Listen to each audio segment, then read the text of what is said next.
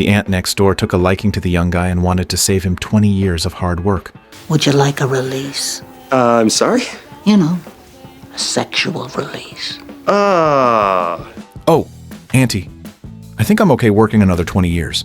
Carl refused the warm invitation from the neighbor aunt, but the moment he stepped outside, his bad luck began. His clothes got caught in the door, got yanked out. He tumbled down the stairs and was nearly bitten by a dog. All of this misfortune just because he said no? That's when Carl remembered the curse. So he had no choice but to return to the aunt's house and say yes. The aunt smiled and popped out her dentures. Why did she take off her dentures? I don't know either. Interpret it however you like. But what kind of curse made Carl bite the bullet and go back to the aunt's house? Let's rewind to the beginning. Carl worked in the loan approval department of a bank. He used to be a positive, ambitious guy. But ever since his divorce, he spiraled. He started rejecting everything. Loan applications? Denied. Colleague invites him to a party. No thanks. Friend sets him up on a date? Pass. Even when his boss tried to help him get a promotion and told him he had to step up for a while, Carl simply said, "Nah, I'm not into that anymore. Promotions don't matter." This kind of attitude turned him into a complete burnout. Until one day, he ran into his old coworker Nick. Nick recommended a seminar called Yes Man, saying it would change his life. Carl laughed. Him? The king of giving up? What kind of seminar changed him? But then he looked at Nick, who used to be gloomy and stressed, and now seemed full of life. So Carl decided to go, just to see what kind of scam this was. Calling it a seminar was generous. It was more like a full-on cult gathering, your typical success mindset brainwashing event.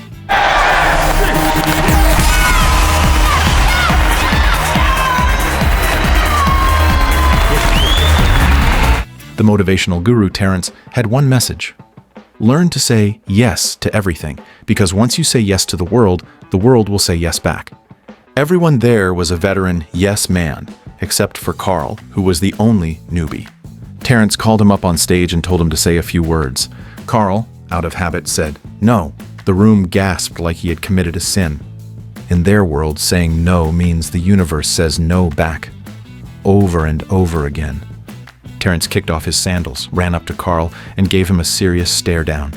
Gotta admit, this Terrence guy had some skills. He looked Carl in the eye and called out his misfortunes one by one. You always make excuses. You're stuck in a dead-end job. You've lost your sense of life. You've lost love. And on most nights, you're so bored and filled with ennui, you can't even summon the enthusiasm necessary to masturbate. Am I right, Carl? He seemed to see straight through Carl's past. Carl wasn't sure whether to believe him or not. Terrence wanted to make a pact with him. Say yes to everything, and all the good things in life will come your way. But the moment you say no, bad luck will follow. Caught up in the moment, Carl half-consciously agreed. Leave it! Yes! Yes! Yes!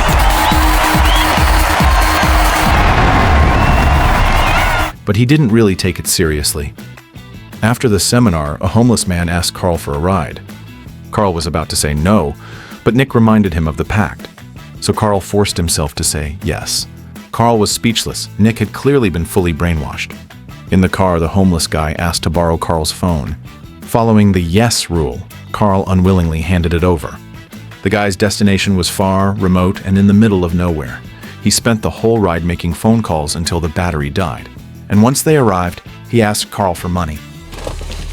Yes, you can. You got a whole lot there. Can I have it all? Still under the yes rule, Carl clenched his teeth and handed over all his cash. The homeless guy stared in disbelief. Was Carl some kind of creepy psycho? Why else would someone so nice drive him to the middle of nowhere and say yes to everything? Freaked out by the idea, the man bolted into the woods.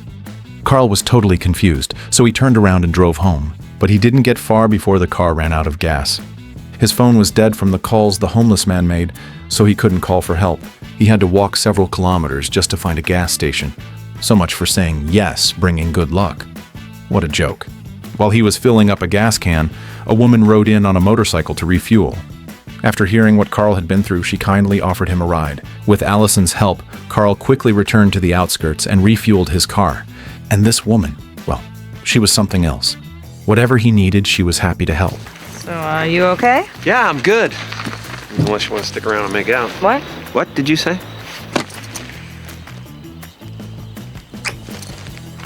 Have a good night. That night, Carl got a taste of the good side of saying yes.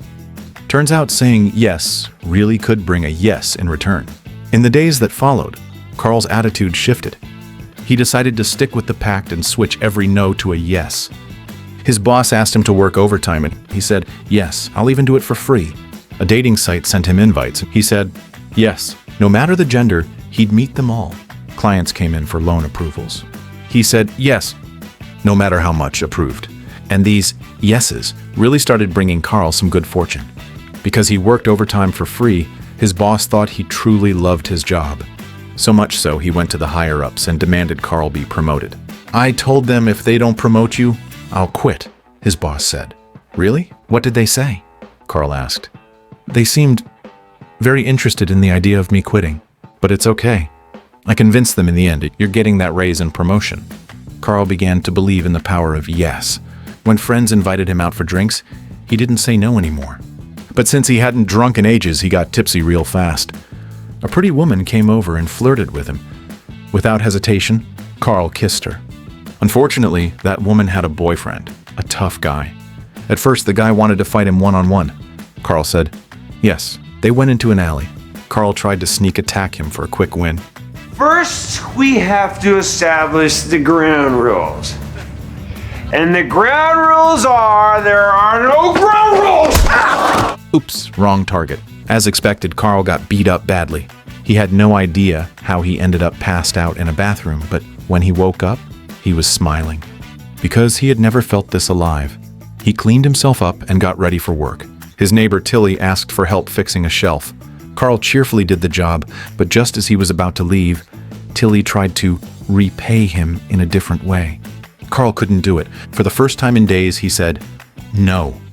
And bad luck hit immediately. His clothes got caught in the door. He fell down the stairs. Nearly got bitten by a dog. Carl remembered the curse from the pact and forced himself to go back and say yes to Tilly. And surprisingly, it wasn't as bad as he thought. After that, Carl never dared say no again. Even annoying door-to-door salespeople, he welcomed them all.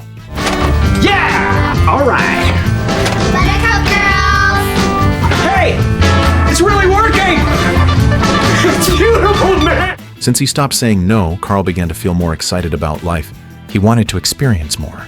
He signed up for guitar lessons, hired a coach to learn how to fly a plane, even picked up a foreign language. He wasn't just learning, he was giving back, too. He volunteered. He accepted flyers from a bar promoter.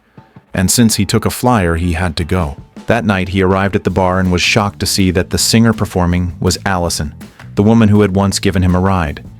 Back then, he'd been too flustered to get her contact info. He'd been thinking about her ever since. He never expected to see her again like this. They chatted all night, hit it off right away. Allison invited Carl to go jogging with her the next morning at the park. Carl went home happy, excited for the meetup. But just as he fell asleep, his friend called.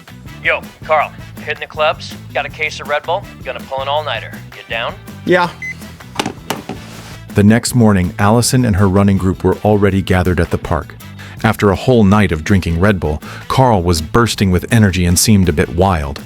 No one could outrun him. But it wasn't long before the energy crash hit. Carl collapsed on the road. Allison was super worried and took out her camera. After rehydrating, Carl finally came to. He thought he had blown it. No way Allison would want to be friends after this. But Allison was outgoing and disliked boring people. She actually found Carl interesting. That day, they officially became a couple. As they got to know each other better, Carl learned that Allison's dream was to hold her own concert. So he thought of a special place. With a little encouragement from Allison, Carl rode a motorcycle for the first time. They arrived outside a theater. It was locked, so they snuck in. Seeing the beautiful stage, Allison was overjoyed. They sat in the audience seats, pretending to enjoy a performance by Allison. It was a kind of romance neither of them had ever experienced. Just then the security guard appeared and they quickly ran away. The guard ordered Carl not to move and Carl couldn't refuse. Because Carl approved every loan application regardless of credit, word quickly spread about him. Soon, people were lining up around the block for microloans. One day, members of the board showed up, asking to see Carl by name. Normally, a loan officer approves about 40 loans every 2 months. But you've approved 561 loans, big and small. Carl thought he was about to get fired for reckless approvals. But then Wes changed his tone. The bank had never dealt in microloans before. Carl had started something new, and he did it incredibly well. The repayment rate was an astonishing 98%. The board decided to establish a dedicated microloan department, and Carl got promoted to the bank's headquarters. In the days that followed, everything Carl had learned came in handy. He used Korean to help a friend buy a wedding dress. He played guitar to comfort someone who was suicidal.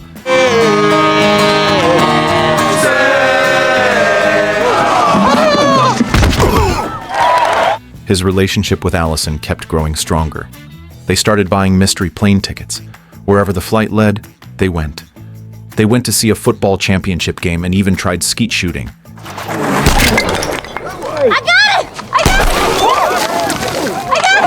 Can I do it again? When caught in an unexpected downpour, Carl took off his clothes to shield Allison from the rain.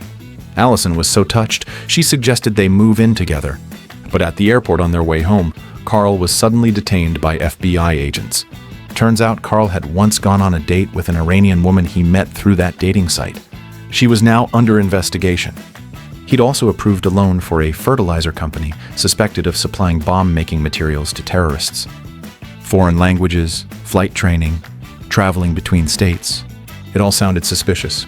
"Which organization do you work for?" they asked. Carl found it ridiculous and tried explaining everything, but they didn't believe him. So he called his lawyer friend, Peter.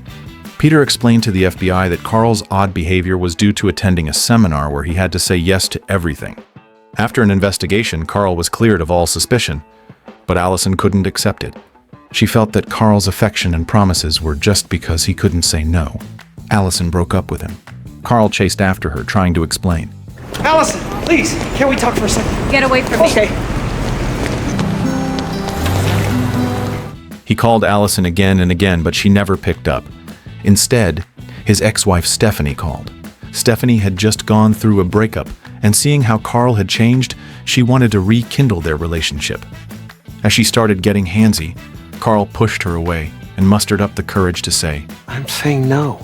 even though Carl had vowed to say yes to everything, this time he couldn't, because he truly loved Allison. And sure enough, the bad luck came back. When he took the elevator downstairs, it suddenly broke down. After narrowly reaching the ground floor, he was startled by a black cat. His car had also been towed due to illegal parking. Carl lost it completely. He stormed off to find Terrence and demanded the curse be lifted. Terrence panicked, slammed on the gas pedal, and then got into a car accident. Luckily, the accident wasn't serious, and neither of them was injured. Carl begged Terrence to end the curse. But Terrence explained there was no curse, no real contract. Saying yes was just a guide. It wasn't about blindly accepting everything. It was about listening to your heart and saying yes to the things you truly want. Carl was hit with a moment of clarity. He knew what he wanted most right now. He left the hospital, borrowed a friend's motorcycle, and sped off.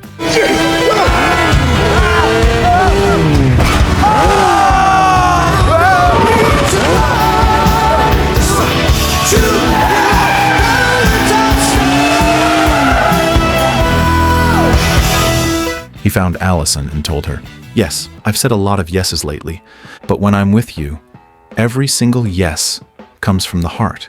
In the final scene of the movie, Carl and Allison are back together. They organized a huge clothing donation drive. And all those clothes?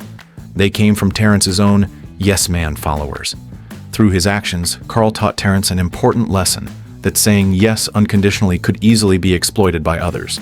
This is a lighthearted and lovable comedy film. Carl went from being passive and closed off to becoming open and full of life, and in the end, he gained everything. This transformation not only changed his own life, but also positively influenced everyone around him, spreading optimism. Yet, in the end, the movie also clarified an important point. You shouldn't blindly say yes to everything. Instead, face everything optimistically. Don't be a passive spectator in your life, but always know when to say yes and when to say no. This is a very light-hearted comedy with a deeper meaning, and the original film is definitely worth watching.